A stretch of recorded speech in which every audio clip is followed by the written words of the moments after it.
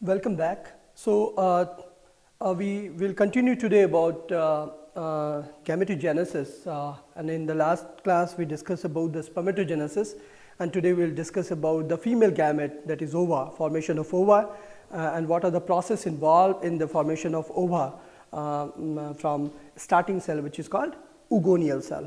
So before going exactly to the oogenesis, that is the formation of ova, let's try to understand one thing which was left undiscussed in the last class, and that is called the difference in between two terminologies. One is called spermiogenesis and one is called spermiation.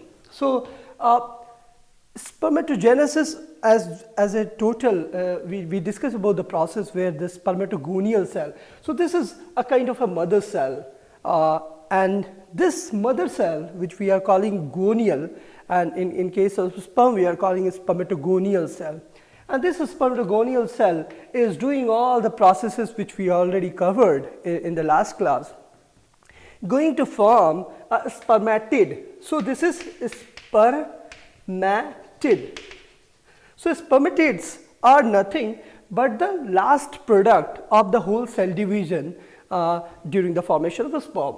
But spermatids are going to convert into a motile form of the sperm, right? The actual developed form of the sperm by a process called spermiogenesis. So what is there is called spermiogenesis, is nothing but the conversion of spermatid into something which is flagellar in nature, and that is called spermatozoa, which is a motile sperm. So there is a process of differentiation. The cells are same, but there is a differentiation. Now one has to remember, we are talking about a division which is reductional in nature. So we are talking about a meiotic division. But here the chromosome number is 2n, and here what we have is n because there is a reduction. So from one cell we are getting 4 different sperms. If you see the actual chromosomal structure in the whole diploid cell, what is there is what we call 22 pairs of autosomes and then 1 pair of sex chromosome. This is, in case of male it is XY, and in case of female it is XX. So this is what is defining the sex of an individual, and basically what is there, we have 23 pairs of chromosomes. So here we have 23 pairs of chromosomes, and here we have only 23 chromosomes, 23. So here we have in total 46 number, here we have half. So there is a reduction, and that's what we are calling it, reductional division. In other words, it is called meiotic. So what we are trying to emphasize here regarding a terminology called spermiogenesis, where there is a differentiation of spermatids into spermatozoa. Now once the spermatozoa is formed, this spermatozoa is kind of stick with a Sertoli cell, which we already discussed, that is also called as nurse cell, and these cells are basically giving nutrition or provide all the necessary nutrient requirement of a growing cell. So once this spermatozoa that is already formed is traveling towards the seminiferous tubule, the process is called spermiation. Spermiation. So spermiation is the passage of formed, fully differentiated spermatozoa towards the seminiferous tubules. Let's try to move on and start with oogenesis. Oogenesis, and this oogenesis is the formation of ova, which is a female gamete. In oogenesis, in order to understand oogenesis, let's try to understand the ovary, structure of ovary, and how the cells are developing in ovary right from the fetal life to the adulthood.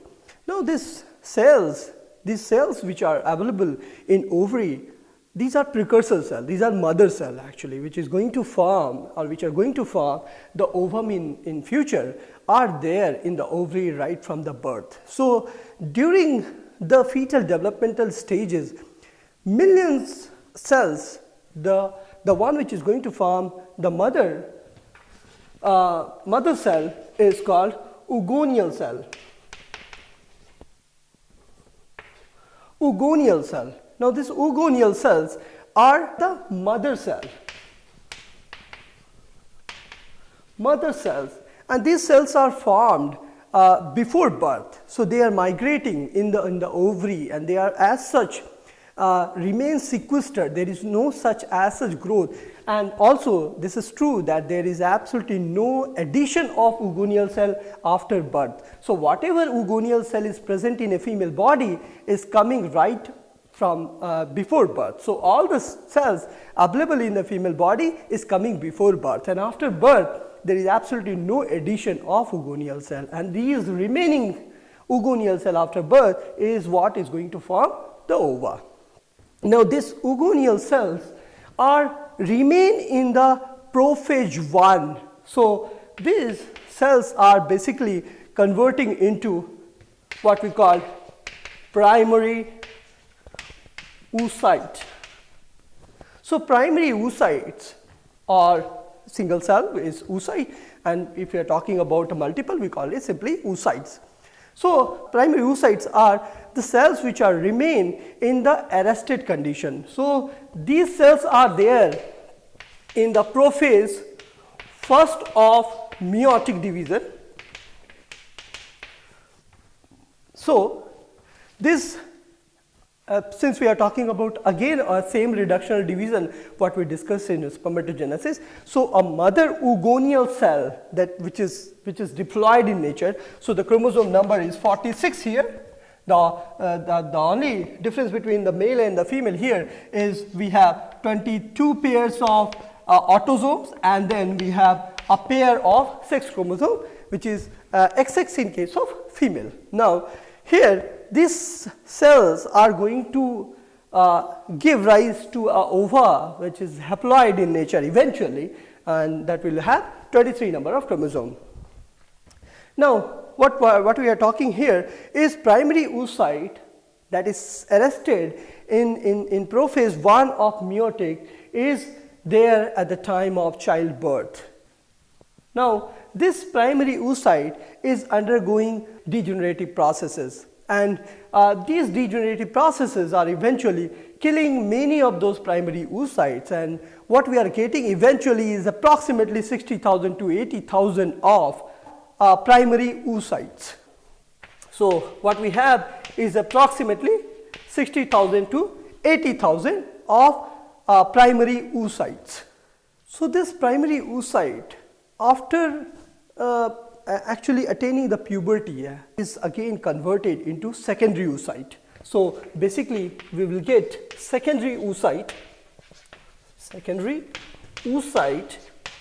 and there will be lot of developmental stages eventually, and this secondary oocyte will eventually form the mature ova, and this ova is having 23 number of chromosomes. So half the chromosome number that was earlier there in the mother cell. So this will be reductional division. So we will see that how this whole process is going one by one in terms of cellular cycle. So but bottom line is we have mother cell, Oogonial cell, that is remain as such right from the birth, and then there will be no addition of Oogonial cell after birth, and then this Oogonial cells are converted into primary oocyte and remain as such in prophase 1 of this meiosis, and later on this primary oocyte is converted into secondary oocyte and mature ovum at the time of puberty in case of females. So we will try to understand this one in the form of a slide presentation. So if you see here we have the Oogonial cell. So Oogonial cells are the mother cell, and these Oogonial cells are there till the fetal life. So till birth, we can simply say till birth, and after birth to puberty. So birth to puberty, there will be a stage where this primary oocyte actually will be in the, so primary oocyte will be there, and after attaining the puberty, we can simply say the adulthood. So these primary oocyte is basically converted into these secondary oocytes, and this secondary oocyte will eventually convert into ovum, or simply we can call ova. Now these first and the second are the cells which are coming out by the meiotic division. So this actual first one is called first polar body, and the second one is called second polar body.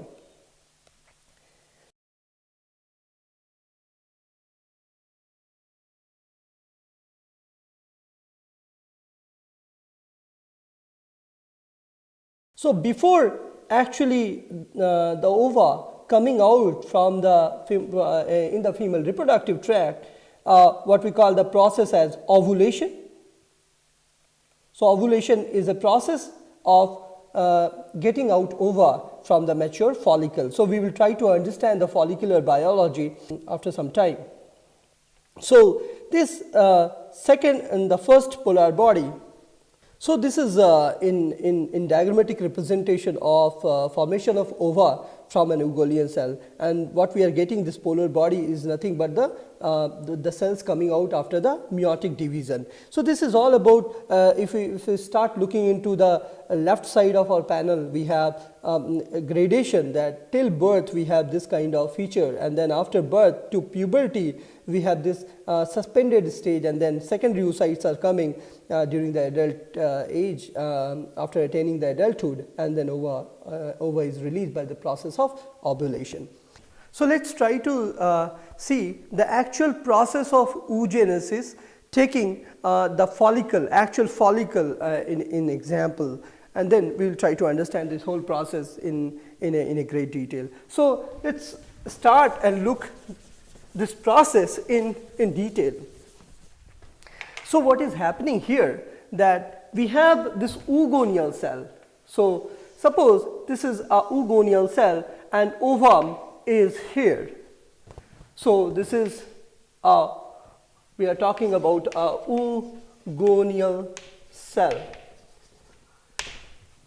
and this is what is ovum, developing ovum. So this Oogonial cell is later on converted to there will be formation of granulosa layer. So there will be a formation of granulosa cells here. So this will be granulosa cells, a granulosa layer surrounding the ovum, and this granulosa cells surrounding ovum structure in this form is what we call primary follicle. So this is what is primary oocyte. So here these are remain in the suspended position, suspended or arrested condition, what we discussed in our slide or in our previous discussion, that here the prophase 1 of the meiotic division is arrested. So till now they are called primary oocyte. Now this primary follicle is converted into secondary follicle by addition of more granulosa. So what will happen, eventually this cell will have more thick layer of this granulosa cell, and also addition of the thecal layer, we simply call it theca, which is nothing but the outer covering in this follicle. So this follicle, after getting some granulosa cell deposition on the top of the developing ovum and also surrounding the follicle, is what we call secondary follicle. Secondary follicle. So here we have the secondary follicle containing developing ova. Now we can correlate the whole biology in terms of the actual chromosome number and all. Now this secondary follicle, during the gradual development, what is happening, there will be a formation of cavity inside this developing follicle. Now eventually what will happen, there will be this follicle and there will be a developing ova, and this will be surrounding granulosa cells. Actually these are all granulosa cells, and then there will be a fluid filled cavity inside this growing follicle. So this fluid filled cavity is called antrum. So antrum is fluid filled cavity containing this growing ovum. Now this fluid filled cavity having antrum and this developing ova with all granulosa cells surrounding the ova is called tertiary follicle. Tertiary follicle. Now this tertiary follicle, we can simply say, is the development or progression of secondary follicle containing antrum. Antrum is nothing but the area that can have fluid material. Now this whole tertiary follicle is matured into a very specialized follicle. So what we are trying to discuss here, that the development of this further follicle. Now this whole follicle will further develop into a mature follicle, and that mature follicle is having the ova, it's mature, having this granulosa cell, and there will be another layer of cells which is called zona pellucida. So we will try to delete some part in order to create some space. So just delete this part and see. What we are talking here is the maturation of this tertiary follicle, and in tertiary follicle what we discussed, that we have definitely this antrum, and then we have this developing ovum inside.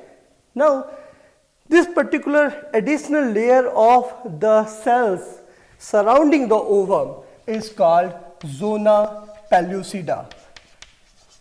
And we will see this zona pellucida will eventually form a very unique structure and a very unique area that will help the sperm to get a attachment towards the actual cytoplasm of this ova. So once there is a penetration of a spermatozoa inside the female reproductive tract, this zona pellucida will come in contact of that sperm first, and the sperm we will see gradually the actual structure of a sperm and ova. Then we will try to analyze that how the sperm is kind of penetrating the surface of zona pellucida in order to touch this membrane and eventually to fuse the ova, the nucleus of ova. Now this zona pellucida containing a structure which is matured is what we call Graphene follicle. Graphene follicle. So Graphene follicle is nothing but the matured follicle having zona pellucida layer containing the ovum, and this is the structure. This structure is what is going to release this mature ova after a rupturing of this thecal layer. So from here this is coming out, and while coming out there will be lot of fluctuation of different hormones. So these whole process is under the control of high regulation of different hormones, which we will discuss later on. So here this rupturing of the layer of Graphene follicle, the outer layer of the Graphene follicle, will eventually release this ova or ovum out in the environment, and this whole process is called ovulation. Ovulation. So the release of ova is by the process of ovulation, where the mature Graphene follicle is rupturing out, releasing the ova. Now as I said, this whole process is under the control of very nice hormonal balance in the female reproductive tract. Similar thing is there in case of male reproductive system also. So let's try to, so I'll just try to summarize here the Oogonial cell, and this is exactly what is happening. What we discussed previously in terms of cellular aspect, this is just a pictorial representation of what is happening. So this is about the oogenesis process and ovulation. Let's try to see that what is the hormonal regulation of both spermatogenesis and oogenesis. So we will cover one by one. So first we will cover the male reproductive system, and then we will cover the female reproductive system. So let's try to see the actual hormonal or control of this gametogenesis. So we will simply say control of gametogenesis. Control of gametogenesis. Now, so before starting this whole process, let's try to understand this whole physiological aspect of this spermatogenesis. Now, each and every mechanism, each and every process in our body is controlled by a master regulator, and that is brain. What is brain is nothing but the part of central nervous system, and central nervous system is nothing but the combination of brain and spinal cord. So let's try to jot down one by one. What we are calling is central nervous system, and central nervous system is nothing but the collection of brain and spinal cord. Spinal cord. So now this brain and spinal cord, we will not discuss much about the spinal cord. So let's try to focus here in brain. What is there in the brain? Brain is a very complex organ, and many hormone, many neuronal regulation is controlled by this brain structure. In brain, there is an area called hypothalamus. Hypothalamus. And this hypothalamus is a very important area that secrete a very specific hormone called gonadotropin releasing hormone. Gonadotropin releasing hormone. So in short, it is also called as GnRH, gonadotropin releasing hormone. Now, as name itself indicates, that it will act on gonad. So gonado means it will act on the gonad and help gonad to release certain hormone, right? So the whole process is gonadotropin releasing hormone. So somehow it will go and activate gonads. Gonadotropin releasing hormone will act on pituitary, that is called master gland of our body. Now this pituitary is what will secrete eventually two distinct hormones. One is called luteinizing hormone. Luteinizing hormone. In short, it is called LH. And second is follicular stimulating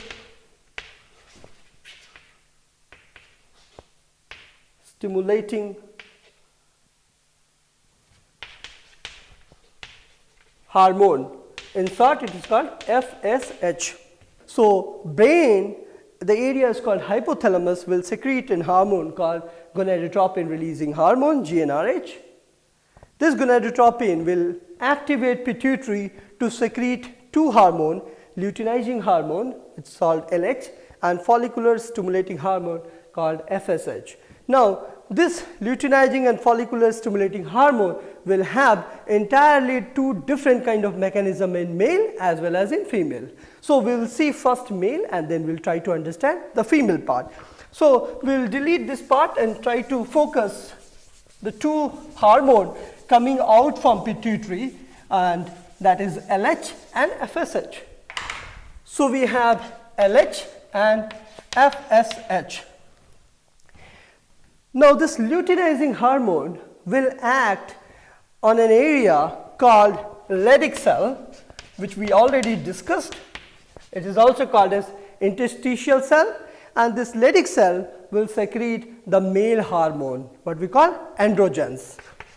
So, androgens will be secreted from this Leydig cell, while FSH will act on the distinct Sertoli cell and other areas and help in spermatogenesis, because this will help in the formation of the follicles. So, this will act on Sertoli cells in order to do our actual spermatogenesis.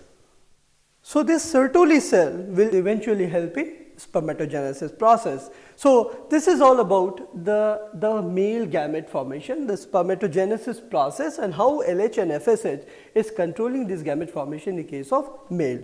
So, we will try to see about female reproductive system, and to understand this female reproductive system, let's try to draw a kind of graph, and we will see that how these two hormone, the LH luteinizing hormone and FSH, is controlling the female reproductive behavior. Now, if we start looking into those oocyte, the developing follicle actually, so let's try to see here that what is happening in case of, so this is time and this is the hormone level, we can simply say the hormone level of FSH and LH. So, here, so this FSH, so FSH is kind of controlling the first half of the development. So, the FSH level is quite high when the follicles are developing. So, follicles are developing and then FSH level is quite high while LH level is low. So, LH is low and FSH is very high at the time of follicular development. At the time, once the follicle maturation is done, the Graphene follicle is coming into picture, and once the Graphene follicle is formed, and if the Graphene follicle is having matured ova inside it, there is a phenomena that what we are calling it LH surge, and what is happening, this whole biology is coming upside down where the LH level is getting high. So, LH is quite high and FSH is getting down, and because of this LH high level of luteinizing hormone, there is a rupture, and because of this rupture we are getting the ova coming out from that mature Graphene follicle. So, this FSH is controlling the development of follicle and LH is controlling the ovulation. So, LH level, LH surge, the increased level of luteinizing hormone will eventually decide the ovulation process. So, these are the two distinct mechanisms, and we will try to cover it once we will discuss about the menstrual cycle in detail, that how this FSH and LH is controlled by time dependent manner. Now, this is very important phenomena, and here this LH surge is controlling the ovulation. So, to understand the level or the regulation of LH and FSH, let us try to look back our individual anatomical feature of the seminiferous tubule. So, here what we have is interstitial cell, what we call Leydig cell, Leydig cells, and here we have a distinct cell that is called Sertoli cell, Sertoli cells. That is controlling the developing spermatozoa by providing the nourishment. Now, this Leydig cell is what is going to be controlled by luteinizing hormone, and Sertoli cell is what is controlled by follicle stimulating hormone. Now, this Leydig cell will eventually secrete the androgen, and these Sertoli cells will eventually help the growing spermatozoa. So, let us try to understand two gametes, one from male side and the other from female side, and how this two gametes, the sperm and ova, looks anatomically, means how these specific cells are built up inside. These are not the normal cells. So, first we will start with sperm, and we will see how this cell, particular reproductive gamete, what we are saying, is different than the normal human cell. And if we say the normal cell, we know that the normal cell is having just a single cell. Outer is the membrane, and inside we have cytoplasm, and in cytoplasm we have lot many cellular organelles, and in between we have a nucleus that can control the activity of this cell, right. So, what we have is lot of internal organ like mitochondria, we have lysosome, we have ribosome, we have other vacuoles and other kind of cellular organelle distributed in this cytoplasm. We have endoplasmic reticulum, we have Golgi body, and all different cellular organelles. Now, sperm is the same cell, but it is modified to do a very specific function of reproduction. Now, this cell in sperm looks like little different as compared to the one which we already discussed. Now, they have specific head. Now, this head region is having a distinct kind of shape, and this is the cap portion, and this is what you call the head region, complete head region, and this is what we have is called nucleus, and in the cap we have the structure. This is called acrosome.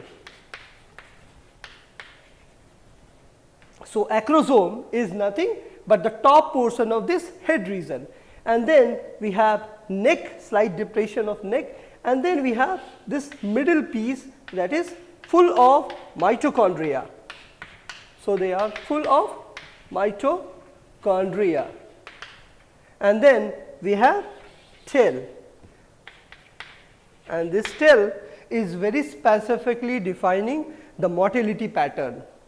Now, this is the same cell, but then we have in the top we have acrosome, in the head region we have nucleus and acrosome. So, nucleus is situated in this particular area, and then we have this middle piece, sometimes it is also called as body, but we will just say middle piece,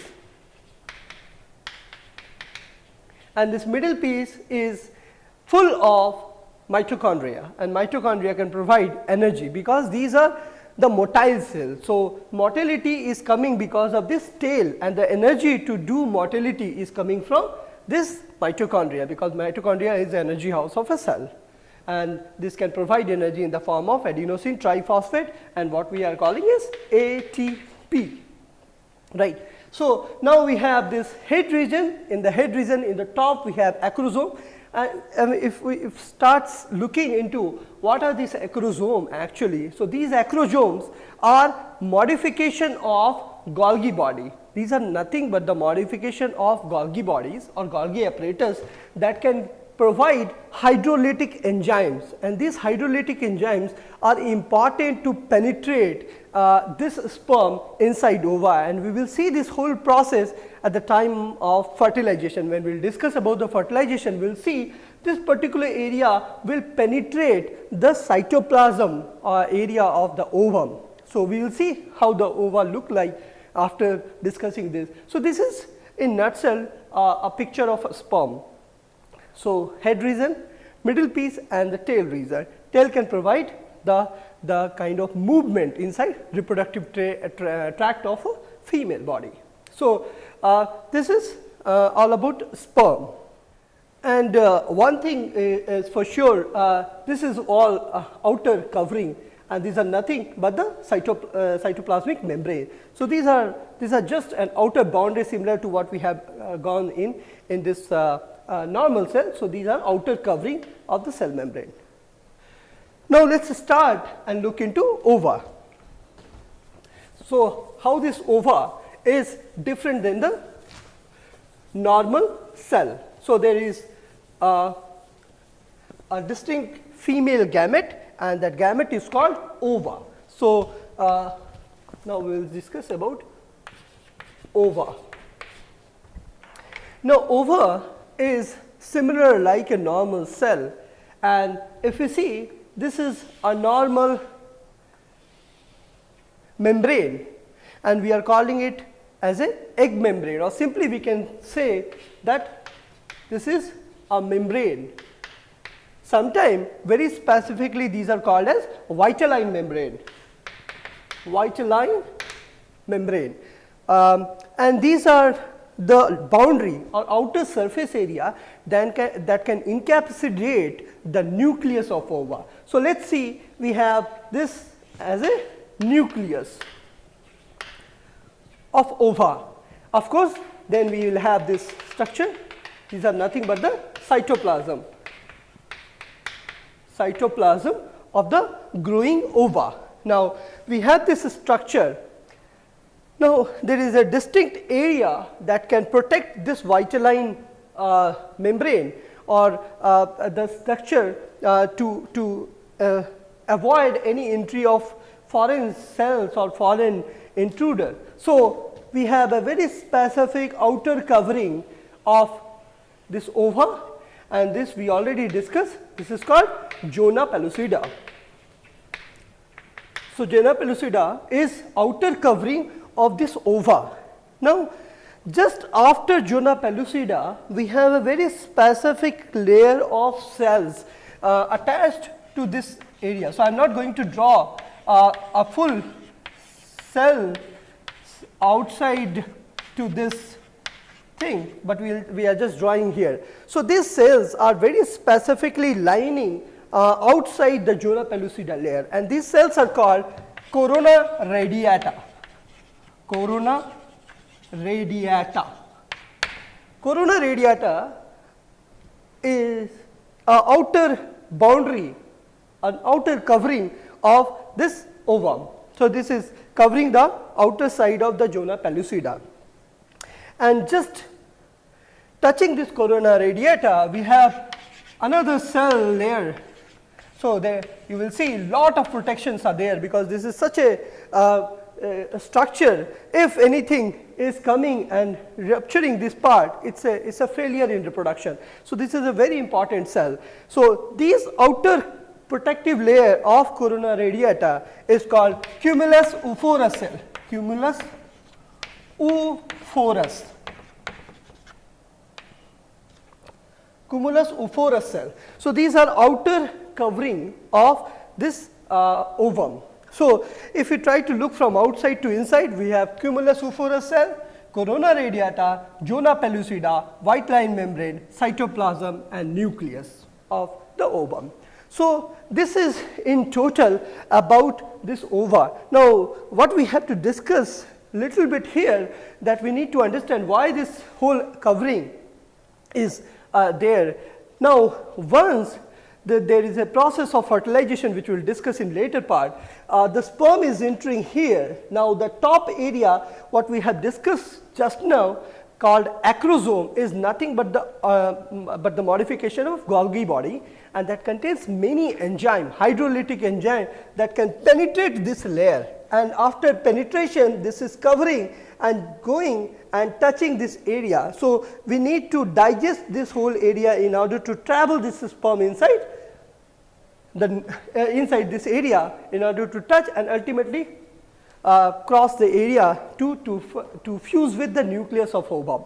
Now, this whole process is very important in order to do a fertilization step, and that is why this acrosome is very important, that it contains the hydrolytic enzyme. Of course, this tail and the mitochondria part in the middle piece is also important to provide motility and energy respectively in order to do a proper kind of motion inside the female reproductive tract.